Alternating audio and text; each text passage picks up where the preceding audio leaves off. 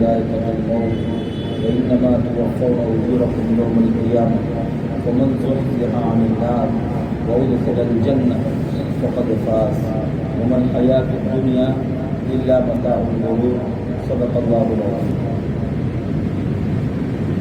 ابھی جو قرآن کریم کی آیت تلاوت کی گئی اس آیت میں اللہ جل شانہ فرماتے ہیں کل نفس ذائقۃ الموت، ہر جاندار کو موت کا مزہ چکھنا ہے۔ دنیا میں جو بھی آیا ہے اس کے لیے فنا ہے، اس کو اللہ کے یہاں جانا ہے۔ تو کل نفس ذائقۃ الموت، ہر جاندار کو موت کا مزہ چکھنا ہے۔ وَإِنَّمَا تُوَفَّوْنَ أُجُورَكُمْ، اور ایسا نہیں کہ موت آئی اور قصہ ختم جیسا کہ ملحدین سمجھتے ہیں۔ تو اللہ نے فرمایا کہ مرنے کے بعد تمہیں اللہ رب العالمین کے سامنے پیش ہونا ہے۔ وَإِنَّمَا تُوَفَّوْنَ أُجُورَكُمْ يَوْمَ الْقِيَامَةِ، اور پھر تمہیں تمہارے کیے ہوئے اعمال کا پورا بدلہ دیا جائے گا قیامت کے دن۔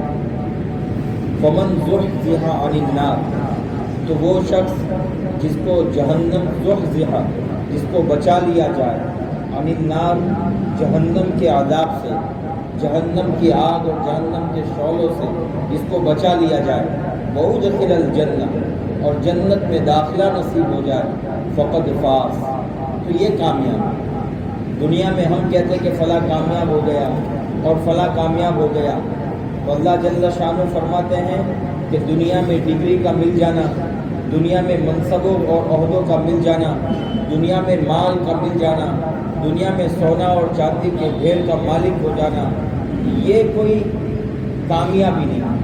کامیابی وہ ہے جو آخرت کی ہے، جہنم کے عذاب سے جس کو بچا لیا گیا اور جنت میں داخلہ مل گیا، فقد فاز، تو یہ کامیاب ہو گیا۔ اور جس کو ہم کامیابیاں سمجھتے ہیں اس کو اللہ فرماتے ہیں وَمَا الْحَيَاةُ الدُّنْيَا إِلَّا مَتَاعُ الْغُرُورِ، دنیا کی ڈگریاں، دنیا کے مال و مناصب، دنیا کے عہدے، دنیا کا سونا چاندی، دنیا کی تمام چیزیں اور اسباب، وَمَا الْحَيَاةُ الدُّنْيَا إِلَّا مَتَاعُ الْغُرُورِ، یہ سب دھوکے کا سامان ہے، دھوکے کا سامان ہے۔ قرآن میں اللہ نے آگے فرمایا دوسری جگہ وَلَا يَغُرَّنَّكَ تَقَلُّبُ الَّذِينَ كَفَرُوا فِي الْبِلَادِ، کہ کافروں کا ملک کے اندر کم تراب کے ساتھ گھومنا، عہد و مناسب کے ساتھ گھومنا۔ آپ دیکھیں کہ کوئی منسٹر کی گاڑی آتی ہے تو 50 گاڑیاں آگے 50 گاڑیاں پیچھے، تو اس کے خاص شان اور ایک رعب نظر آتا ہے کہ کتنا بڑا منصب والا ہے۔ تو اللہ نے فرمایا لا یغرنک تقلب الذین کفروا فی البلاد، کہ کافروں کا ملک کے اندر اور اللہ کی زمین کے اندر کم تراک کے ساتھ گھومنا، فوج اور لاؤ لشکر کے ساتھ گھومنا اور شان و شوکت کے ساتھ گھومنا تم کو ہرگز دھوکے میں نہ ڈالے۔ ان کے مال کو دیکھ کر، ان کے عہدوں کو دیکھ کر، ان کے فوج، ان کے سپاہ کو دیکھ کر دھوکے میں نہ آنا۔ کیوں؟ وَلَا يَغُرَّنَّكَ تَقَلُّبُ الَّذِينَ كَفَرُوا فِي الْبِلَادِ مَتَاعٌ قَلِيلٌ، چند دن کی زندگی ہے اور تھوڑے دن کا سامان ہے۔ ثُمَّ مَأْوَاهُمْ جَهَنَّمُ، پھر جہنم ان کا ٹھکانہ ہے، وَبِئْسَ الْمِہَادُ، اور بہت برا ٹھکانہ۔ تو اللہ جل شانہ، اللہ اپنے نبی کو جب مبعوث فرمایا تو یہ آیت نازل ہے وَأَنذِرْ عَشِيرَتَكَ الْأَقْرَبِينَ، کہ تم اپنے قریبی رشتہ داروں کو ڈراؤ۔ آج ہمارے یہاں کہتے ہیں کہ فلاں تو ڈراتے ہیں، ارے اللہ نے اپنے نبی کا لقب نذیر رکھا، بشیرا و نذیرا، کہ اللہ کے نبی بشارت بھی سناتے ہیں اور ڈراتے بھی ہیں۔ تو دراصل یہ ہے کہ آج ہم لوگ آخرت سے بے خوف ہو چکے ہیں، قیامت کی باتوں سے بے خوف ہو چکے ہیں۔ اس بنیاد پر ہمیں کوئی احساس ہی نہیں کہ قیامت کیسی ہوگی، آخرت میں کیا ہوگا، جنت اور جہنم کا معاملہ کیا ہوگا، حساب کیا ہے، میزان کیا ہے، کچھ پتہ ہی نہیں۔ ایک ہلکی سی جھلک جہنم کے بارے میں ہم دکھائیں۔ اللہ کے نبی صلی اللہ علیہ وسلم کی حدیث ہے، یہ ترمذی شریف کے اندر یہ روایت ہے کہ اللہ کے نبی صلی اللہ علیہ وسلم نے فرمایا ان غلظ جلد الکافر 42 ذراع، کہ جہنم کے اندر جب اللہ تعالیٰ جہنمی کو بھیجے گا، جو جہنمی کی سائز کتنی بڑی ہوگی، جہنمی کا قد و قامت کتنا بڑا ہوگا، جہنمی کتنا بڑا ہوگا۔ اللہ کے نبی صلی اللہ علیہ وسلم نے فرمایا 42 ذراع، تو اس کی جو چمڑی اور کھال ہوگی، وہ کھال اور چمڑی 42 ذراع 42 گز موٹی ہوگی۔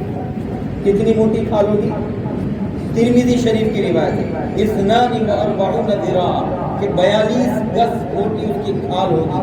और फरमाया व इन्ना ज़िरफ़हु मिस्ल उहद, और उसकी जो दाढ़ होगी, एक दाढ़ होती है ना हमारे मुंह, उसकी जो दाढ़ होगी वो उहद पहाड़ के बराबर होगी। अब उहद पहाड़ के बराबर दाढ़ होगी तो आदमी को समझ में नहीं आता। तो दूसरी हदीस में अल्लाह के नबी ने फरमाया कि उस दाढ़ को उसके मुंह के अंदर वही निस्बत है जो हमारे मुंह के अंदर हमारी दाढ़ को निस्बत होगी। यानी जब उसकी दाढ़ इतनी बड़ी होगी उसका चेहरा कैसा होगा। फरमाया व इन्ना ग़िरसहु मिस्लु उहद, और उसकी जो दाढ़ होगी वो उहद पहाड़ के बराबर होगी। फिर अल्लाह के नबी सल्लल्लाहु अलैहि वसल्लम ने आगे फरमाया व इन्ना मजलिसहु मा बैन मक्का वल मदीना, और उसको जो बैठने की जगह होगी, इंसान जो बैठता है बैठने की जो जगह होगी मा बैन मक्का वल मदीना, मक्का और मदीने के दरमियान के फासले के बराबर। और मक्का और मदीने के दरमियान का फासला कितना है?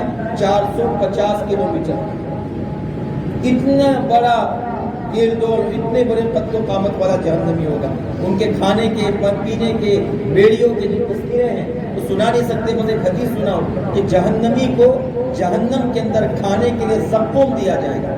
ज़क्कूम, तो वो ज़क्कूम का तज़किरा अल्लाह के नबी ने फरमाया कि इन्ना क़त्रतम मिन ज़क्कूम, कि वो ज़क्कूम का जो फल जहन्नमी को खाने के लिए मिलेगा, अगर उसका एक कतरा, जैसे हमारे पास सेब होता है उसका भी जूस बनाते हैं, कोई भी फल उसका जूस बनाते हैं, तो अगर उस ज़क्कूम के फल का एक कतरा क़ुतिरत फ़ी दारि दुनिया, दुनिया के अंदर टपका दिया जाए, जहन्नमी को जो खाने के लिए मिलेगा उसका एक कतरा अगर फ़ी दारि दुनिया, ज़मीन के अंदर टपका दिया जाए, अल्लाह के नबी सल्लल्लाहु अलैहि वसल्लम ने फरमाया लअफ़सदत अला अहली दुनिया माइशा, तो दुनिया के तमाम माइशत, दुनिया का अनाज, गल्ला, पानी सब सड़ जाए और सब बदबू और ताफ़ुन से भर जाए, पूरी दुनिया बदबू से भर जाए, सिर्फ एक कतरे का याद। फिर अल्लाह के नबी सल्लल्लाहु अलैहि वसल्लम ने फरमाया फ़कैफ़ बिमन यकूनु तआमुहु, तो शख्स का क्या हाल होगा जिसका ये खाना है।